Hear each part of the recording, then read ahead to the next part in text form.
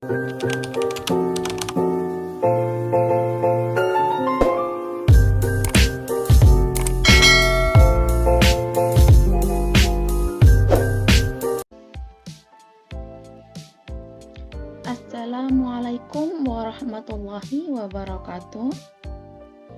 Pada video pembelajaran kali ini, saya akan membahas mengenai salah satu jenis dari homomorfisme grup. Oke, jadi kali ini saya akan membahas mengenai isomorfisme grup. Mungkin ada yang pernah tahu dan pernah belajar terkait dengan isomorfisme grup. Sebenarnya, apa sih isomorfisme itu? Definisi isomorfisme grup. Misalkan terdapat dua buah grup, yakni G dan H, di mana G dengan operasi biner bintang dan H dengan operasi biner pagar. Operasi biner di sini yakni bintang dan pagar boleh sama, begitu pula dengan himpunan penyusunnya yakni G dan H. Misalkan pula terdapat relasi theta, di mana relasi theta tersebut memetakan setiap anggota G ke H.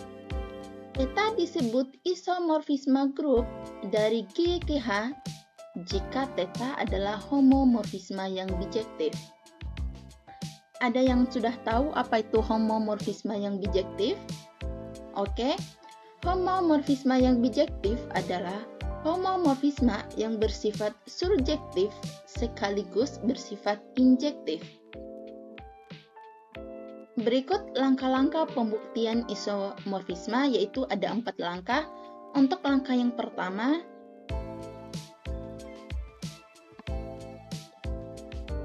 akan dibuktikan bahwa alfa adalah pemetaan. Langkah kedua,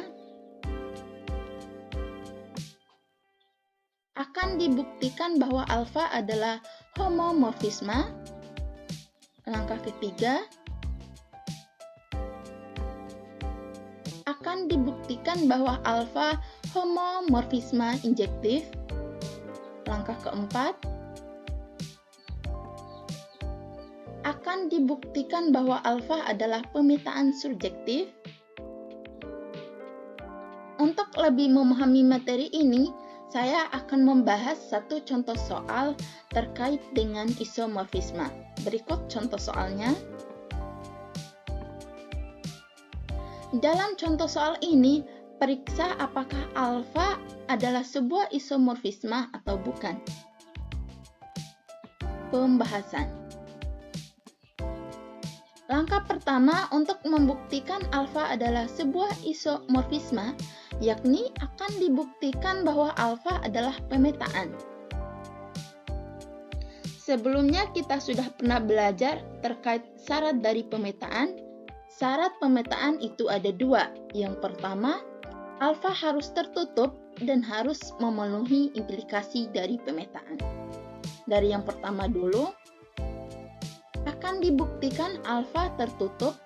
Perhatikan bahwa alfa X sama dengan 13 pangkat X akan selalu termuat di dalam kodomain yakni R+. Maksud dari R+ di sini yaitu bilangan real yang positif. Kita lanjut ke poin B. Memenuhi implikasi pemetaan, ambil X1, X2, elemen bilangan real dengan X1 sama dengan X2. Perhatikan bahwa alfa X1 sama dengan 13 pangkat X1, karena X1 sama dengan X2, kita dapat mengganti nilai dari X1 dengan X2 dan didapatkan hasil 13 pangkat X2.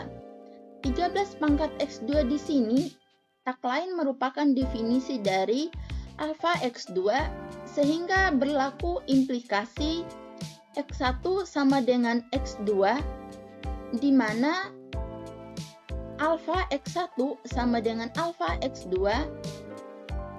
Dari A dan B terbukti bahwa alfa adalah sebuah pemetaan. Kita lanjut ke langkah yang kedua,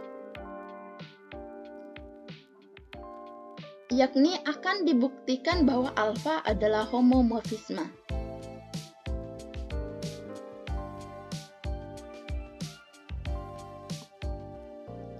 Ambil X1, X2 elemen bilangan real.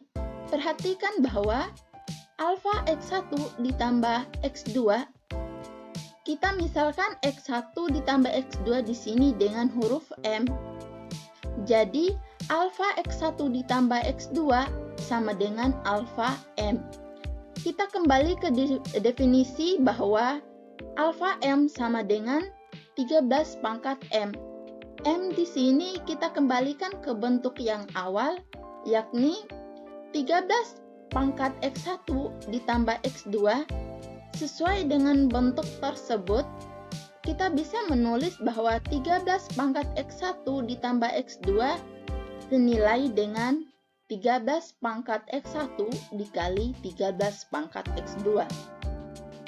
13 pangkat X1 di sini tak lain adalah definisi dari alfa pangkat X1, dan 13 pangkat X2 di sini tak lain adalah definisi dari 13 ralat, tak lain definisi dari alfa pangkat X2.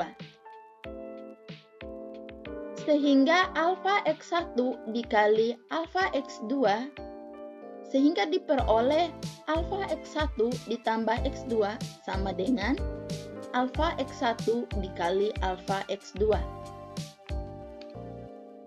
Dapat disimpulkan bahwa alfa di sini adalah homomorfisme. Untuk langkah yang ketiga, akan dibuktikan bahwa alfa homomorfisme injektif.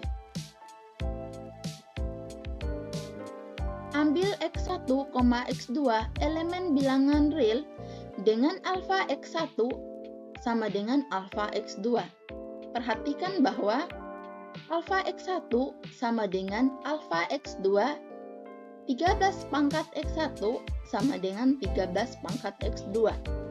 Sesuai dengan persamaan eksponen, alfa pangkat Fx sama dengan alfa pangkat P jika alfa lebih dari 0, alfa tidak sama dengan 1, dan alfa pangkat Fx sama dengan alfa pangkat P.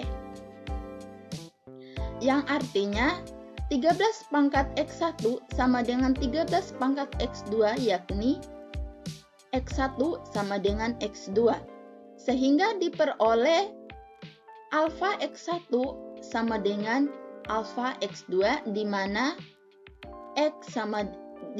X1 sama dengan X2. Sehingga alfa merupakan homomorfisme yang injektif.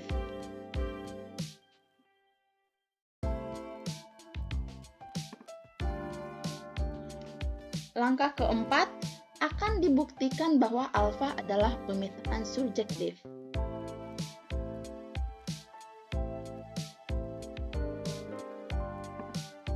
Untuk setiap W, elemen dari kodomain R+, terdapat X elemen dari bilangan real dengan X sama dengan 13 log W, sedemikian sehingga diperoleh alfa X sama dengan 13 pangkat X. X di sini kita ganti dengan nilai 13 log W. Jadi 13 pangkat 13 log W sesuai dengan sifat logaritma, yakni A pangkat A log C didapatkan hasil B. Demikian juga untuk 13 pangkat 13 log W akan didapatkan hasil W. Jadi dapat disimpulkan bahwa alfa merupakan pemetaan subjektif. Karena langkah 1 sampai dengan langkah keempat sudah terbukti, maka dapat disimpulkan bahwa alfa di sini merupakan isomorfisme. Demikian penjelasan terkait isomorfisme grup. Semoga bisa bermanfaat dan terima kasih banyak. Saya akhiri dengan ucapan wassalamualaikum warahmatullahi wabarakatuh.